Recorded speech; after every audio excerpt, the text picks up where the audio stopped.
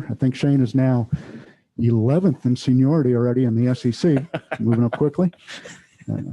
Go ahead, Coach. We'll opening statement, then we'll open up for a few questions. Thanks. That's a heck of a statement right there.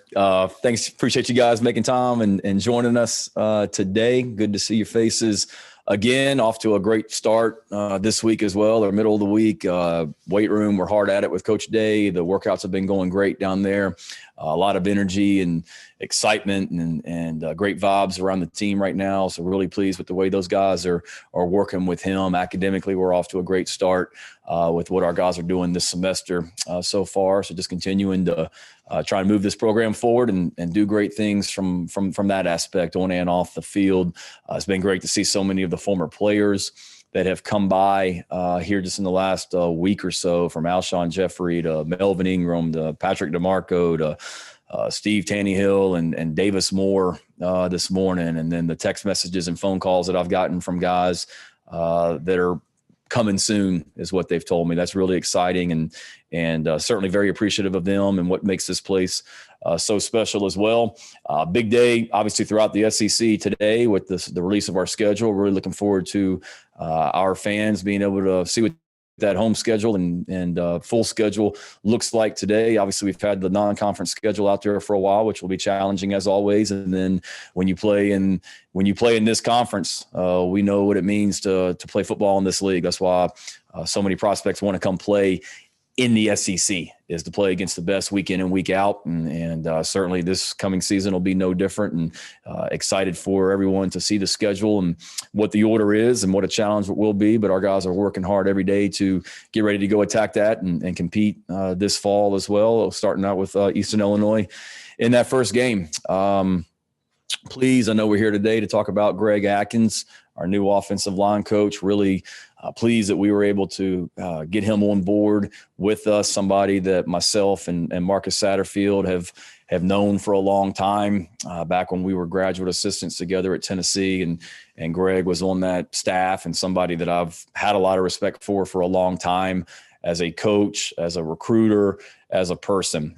Since that time that we were together at Tennessee, what he's done has been really impressive. Before he came to Tennessee, obviously spending time at the University of Georgia, and then his time at Tennessee. And then since then, the coaches and the places that he's been, whether it be in the NFL with the Buffalo Bills, the different conferences and systems that he's been exposed to, being in the Big 12 and at Oklahoma State, being in the NFL, being at Syracuse, and then the SEC ties. He's a hellacious recruiter. Always has been. A great person.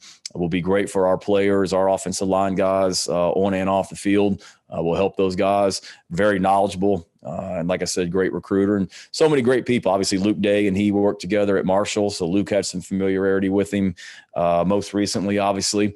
And then what I have thought about him all along, but then to hear from so many coaches, from David Cutcliffe to Doug Marrone, those guys that called me and texted me about him as well. Fortunate to get him. And then it's important too. I said this before, that your offensive coordinator and that offensive line coach, they have to be aligned and speak the same language and mesh with each other. I've heard and seen too many horror stories where that offensive coordinator, play caller, and the offensive line coach don't mesh. And that is a challenge. So I certainly wasn't going to force anyone on Marcus. We had some great conversations, myself and Marcus both, with potential line coaches that were out there, and everything obviously kept coming back to Greg, and really fortunate that he decided to join us and got down here yesterday and walked in the building, and 20 minutes later he was in his first staff meeting and started out with compliance and everything else and into recruiting, and was on a virtual visit that we were doing with some prospects last night. So he's excited to be here and a great addition for our staff as well. So with that, be glad to answer any questions that you guys have and go from there. First question goes to Josh Kendall.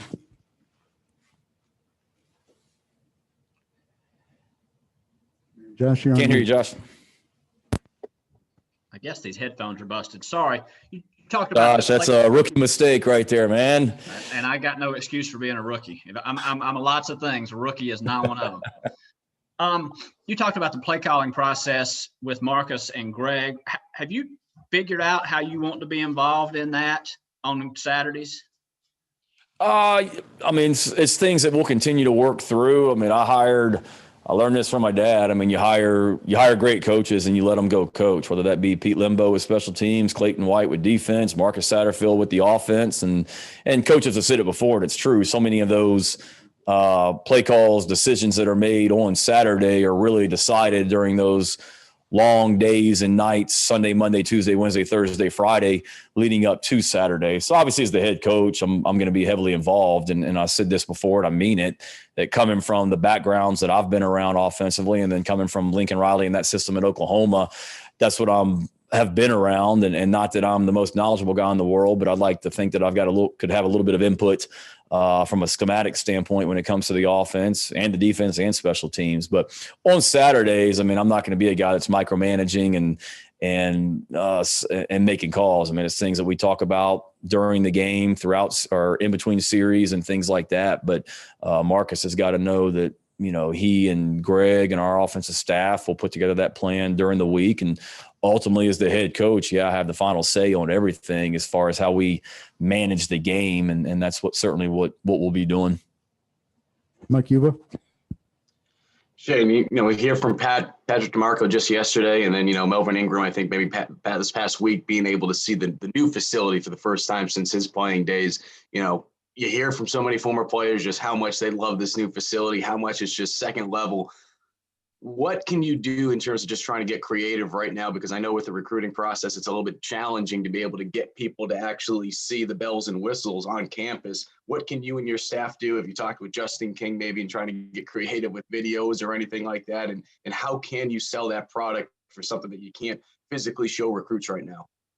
Yeah, I talked to Justin King multiple times a day about that. Obviously, a guy that's, as talented as he is and has great ideas. I think you obviously want to tap into that. I think some things that we did at Oklahoma were pretty unique when it came to the visits, and that's what it is. I mean, normally this time of year, like February was dead, I guess, last year. But normally this time of year, you've got high school prospects coming in the building 7 days a week, and we don't have that. So what do we have to do? We have to bring them to us and schedule these virtual visits, FaceTime, Zoom calls, all that to be able to showcase what we're doing. So we're trying to get as creative as possible.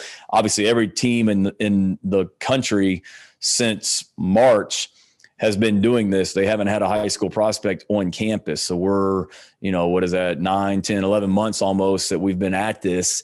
You better not get stale, and you can't get complacent. So we're constantly trying to push the envelope and be on the cutting edge and find new ways of showcasing everything that we have to offer here at South Carolina.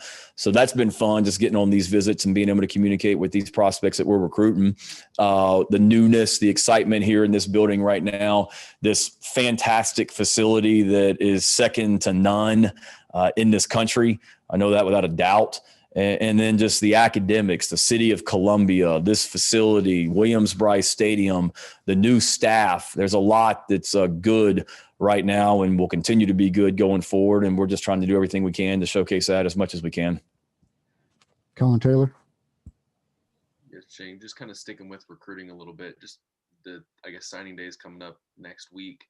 Where do you feel like you are with this 2021 group, and what's been the response now that you have your full staff together with these 2022 and 23 classes you're trying to build out now?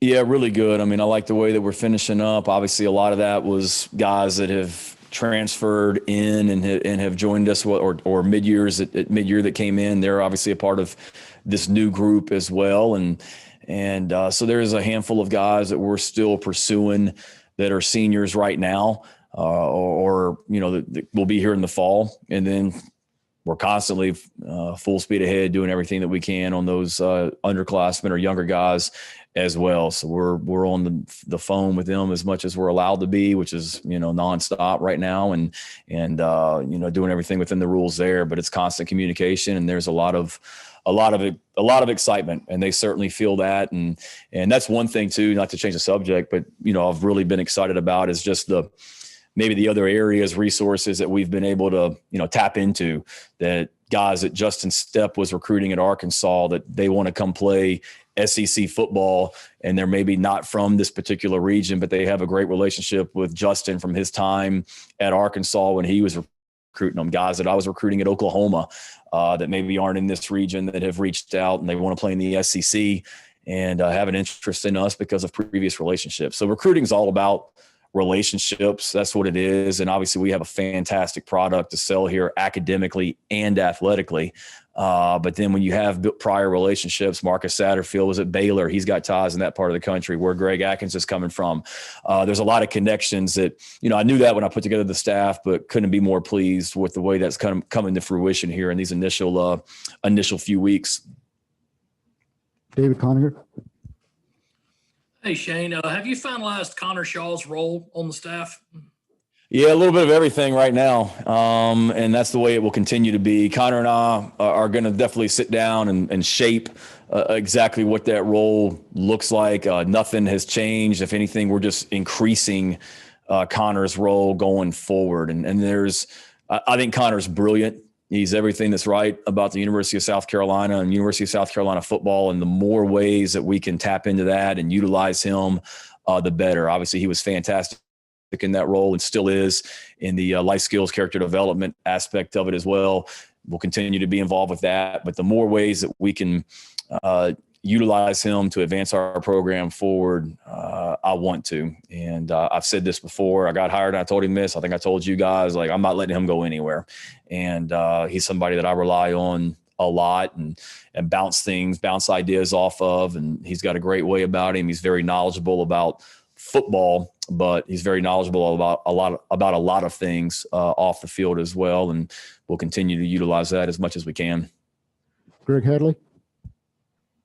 Hey, Shane, kind of going off what Josh was asking earlier, now that you have the full staff in place, do you have a position group that you think you'll be spending more time with in practice, or do you kind of want to take more of a general role? That's a good question. Ask me after that first practice and see where I veer to and venture to in that one as well. I talked to Coach Tanner and Chance Miller about this in the interview, and I mean it. I'm very fortunate that in my career I've coached a lot of different positions, whether it be outside linebackers, spurs and strong safeties here, corners here 1 year, running backs, tight ends. I've been a special teams coordinator. So I know enough, I think, to maybe be dangerous in those roles and certainly want to bounce around. Again, I go back to hiring good coaches. I'm not going to be trying to interrupt drills and micromanage and all that stuff as well. I want to be able to be around and support the whole team. And I've coached, like I said, I haven't just been an offensive coach where I'm always going to be on the offensive field or just a defensive coach and I'm always on the defensive field. Certainly want to bounce around and help in different areas. One of my first practices at Oklahoma, after I got hired and I went back to Norman to prepare for the Big 12 championship, I remember thinking in one of the initial practices, I was watching Lincoln, and Lincoln coaches the quarterbacks at Oklahoma, and just remember thinking, what exactly am I going to do in that first practice, and where am I going to go, and how are those things going to be? So I'm certainly not going to be one of those guys sitting on a golf cart. I'm certainly not going to be one of those guys that just stands in the tower for 2 hours. I'm high energy and I'm active, and I'll probably be bouncing around everywhere. But as far as a specific group, not really. Like I said, tight ends and running backs are what I've done most recently, but I also love being around the defensive guys also. Cam Gaskins. Coach, I guess, first of all, just how happy are you that you have your whole staff in place and that hiring process is done after the last month? And then what's the biggest thing, I guess, that you've learned about being a head coach and assembling a staff over the last couple of weeks?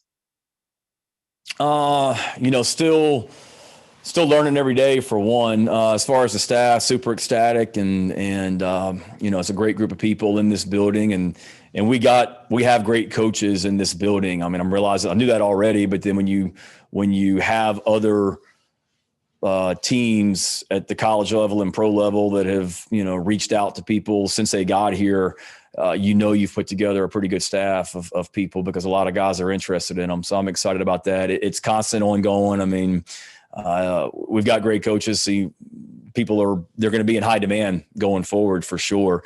But it really feels good to have that group in there. We're still trying to finalize some of the final support staff roles where we get everybody in here and everybody that's in the building is in here. So we're getting close to having all that wrapped up as well. And then I don't know if there's one thing, I feel like the scene in Jerry Maguire, where Tom Cruise is on the phone and he's negotiating deals and he's just got a phone to his ear, just walking around back and forth. Literally, I feel like that's what I've done for like a month when it comes to like trying to hire coaches. And it's not just, okay, hire 10 coaches. It's the support staff. It's these coaches. It's working through salaries within our salary structure, buyouts. It's not just if I want to call, Clayton White to hire him. Most of these coaches now, they have buyouts in their contracts. So it's just working through that. And I've definitely gained more knowledge from a financial standpoint over the last month or so than I did beforehand. But that's been a challenge, but a fun challenge. And I've talked to a lot of great coaches, assistants, head coaches that I've reached out to about these guys. So that's been a fun month and learning every day, but settling down a little bit and really fired up about the people that are here in this building and couldn't be more excited about going forward with them. Chandler Mack. Hey, Coach, thanks for doing this today. Just two questions. One, you guys obviously have brought back, guys like Melvin Ingram, Patrick DeMarco, Alshon Jeffrey within the past couple of weeks. Just one, why did you feel like it's important to bring those guys back to the program and let them see the new facilities? And then two, going into the transfer portal, talk to us about EJ Jenkins and Jason Brown from St. Francis and why you feel like those guys are going to be good fits for the program. Yeah.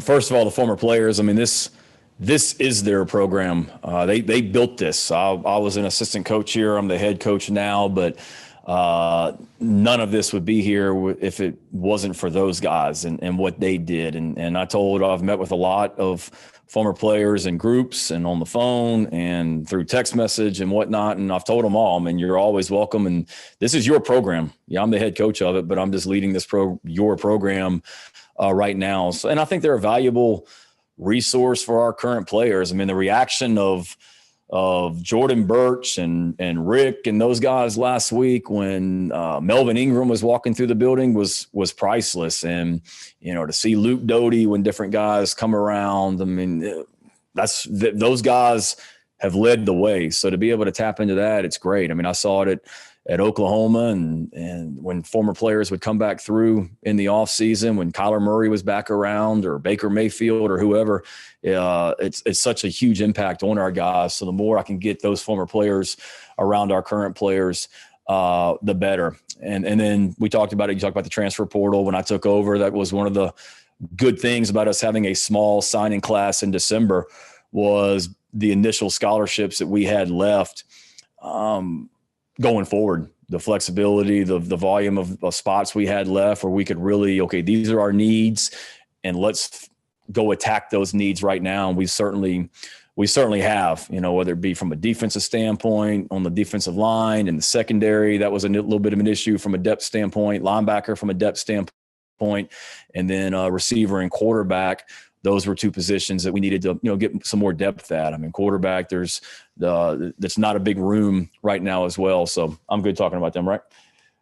Yep. So to have those guys on board for sure has been great. I've had conversations with them ever since EJ and Jason went in the portal, and really fantastic guys with some maturity and two really, really, really, really good players that they got a great story. And I think some teams certainly dropped the ball in recruiting when those guys were coming out of high school. But when you watch their tape, I mean, they're SEC football players, and we couldn't be more ecstatic about their confidence and faith in us and being able to get that done and get these guys here quickly.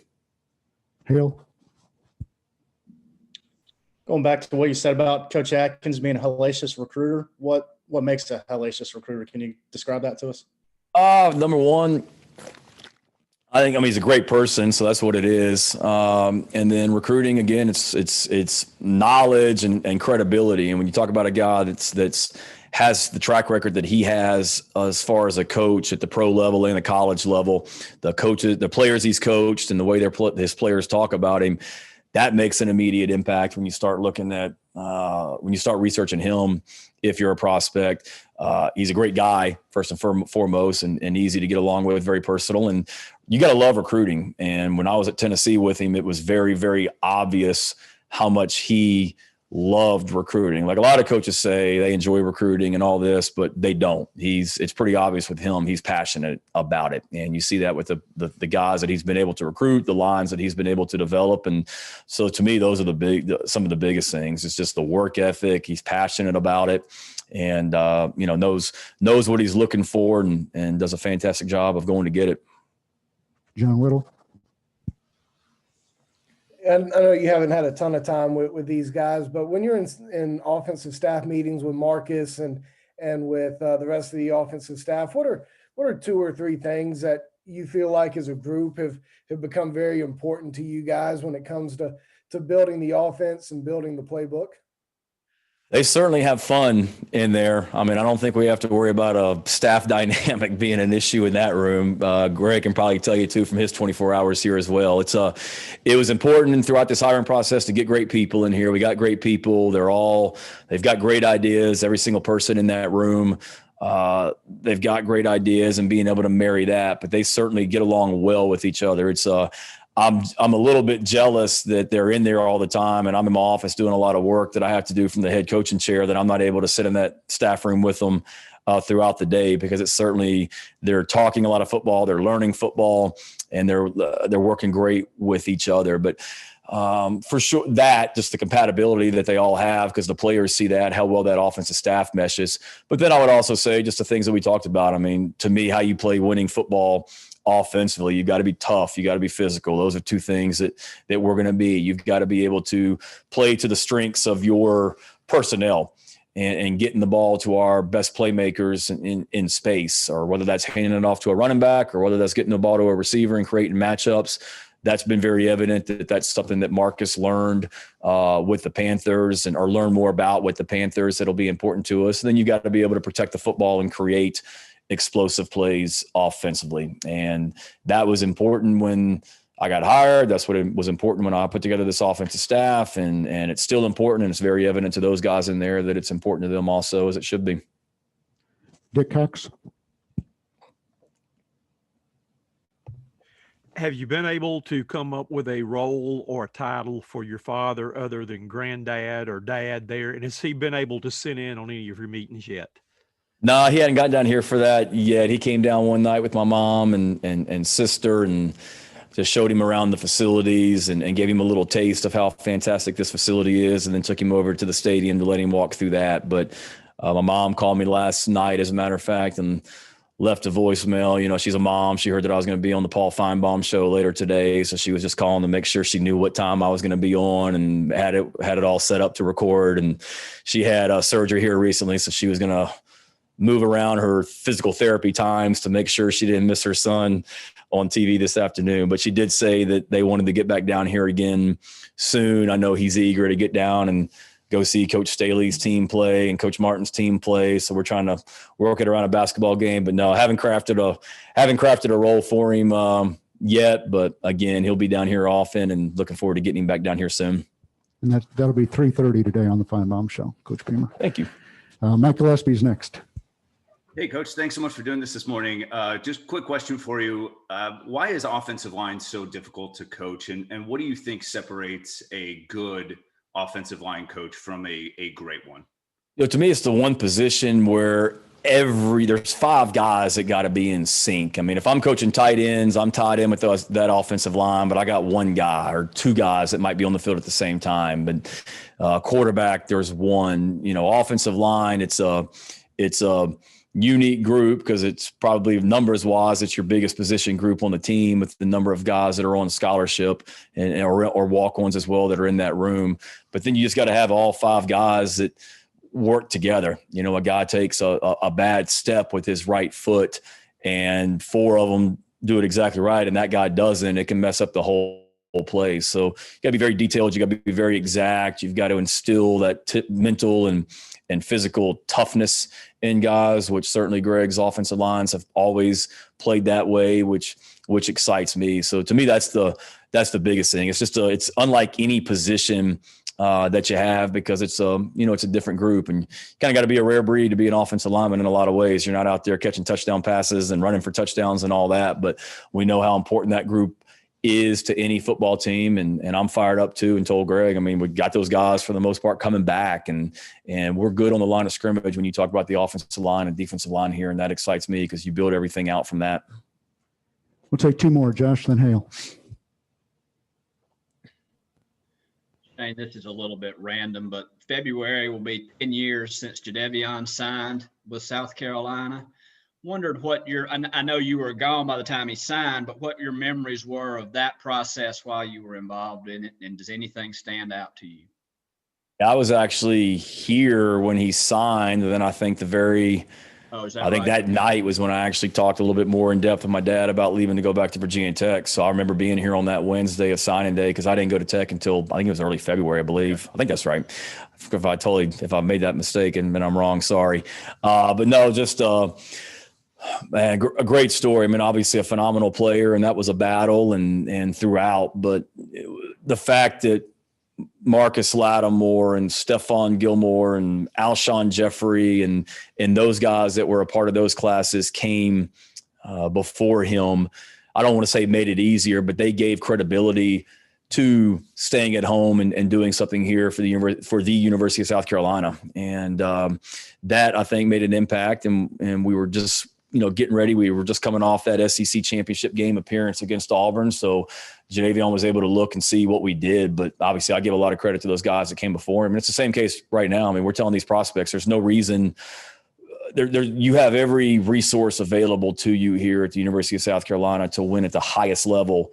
When you talk about our academics and athletics combination and the facilities and the resources and the support staff and the support throughout campus, got everything we need. And Alshon and those guys that came before Jayveon saw that, and they got here. You saw what happened with guys when they came to South Carolina, and that's what we're attacking each day to try and do again. But enjoyed visiting with Jayveon. And I probably would say this, like the thing that stands out throughout that process, and you could say the same thing about Stephon and Alshon and Marcus as well, is they were, I don't want to say easy to recruit because it was a challenge and it was a battle and it was extreme competition, but they were not caught up in like the recruiting aspect of it. Now, this was pre-Twitter and you weren't allowed to text message guys. And I guess there wasn't really Instagram and all that stuff, but those guys were just so, I don't know if low maintenance is the word, but they were not caught up in all the hoopla and all the look at me and all that stuff. They just loved football. And we had a staff meeting yesterday about recruiting guys that are high character, talented players that love football. And that's what those guys were. And Jayveon was part of that as well. Obviously it was a high profile recruitment, but it wasn't a guy that you had to manage from a maintenance standpoint. He loved football and he made a great decision to come to Carolina like those guys before him did also. Does his name still resonate with the guys you recruit now? Is he one of those names that you drop a lot because he was the #1 overall recruit, but also the #1 overall draft pick? Without, there was a quarterback that we're recruiting as well that I was texting with this morning about, when I was here before, and the first name he brought up was Clowney. And I remember he said, I remember being younger, I guess he would have been 6, 7 around that time when he came out. But he said, I remember my earliest memories of South Carolina football are Jayveon Clowney and that run that South Carolina went on. So it probably makes Alshon and some of those guys feel old if that guy's names now or their earliest recollections are him, but certainly. And all those guys do when they come through this, or hopefully when they come through this facility. But when we're doing virtual tours and we talk about the players that have come through South Carolina before them, it certainly makes an impact. The last question goes to Hale. If you've addressed this in one of your previous gatherings with us, please forgive me, but do you plan on giving someone on the staff the title of recruiting coordinator, or will that be up to the guys you have in your recruiting personnel department? No, you haven't asked that. It's a great question. Haven't thought about it. Probably not. To me, I think a lot of times in that era of early on in college football, you did not necessarily have that player personnel department that guy handles a lot of it. I'm not against it. And I know Greg's been a recruiting coordinator and has done it at a high level at a lot of different places. So certainly that's something that I'm open to. I think there's more pressing things right now for our staff to get done. We have a personnel staff that we're trying to fill that handles a lot of that. And then nowadays with recruiting, like when I was here before, we had Robbie Lyles was handling high school relations, and Patrick Shine was basically our recruiting office, and that was it. And and Scott Morgan were two guys that were here. And that was it. And you look at the volume of staffs and the way they've exploded. It's a little bit of a different time than what it was even 5 years ago. So certainly something that I'm open to, but nothing that I think is pressing right now that we have to have that title. Yeah. Are you in position to discuss Taylor Edwards at this point, or are things still coming together with him? I think that'll be the next time we talk, hypothetically speaking, if that person was able to come in there as well. But a lot of interest in that position. Wish Drew Hughes well, and hopeful to get all that here and get somebody in the building here very soon. Thanks. All right. Thank you, Coach. Yep. Thank you, guys. Appreciate Have a great week. it.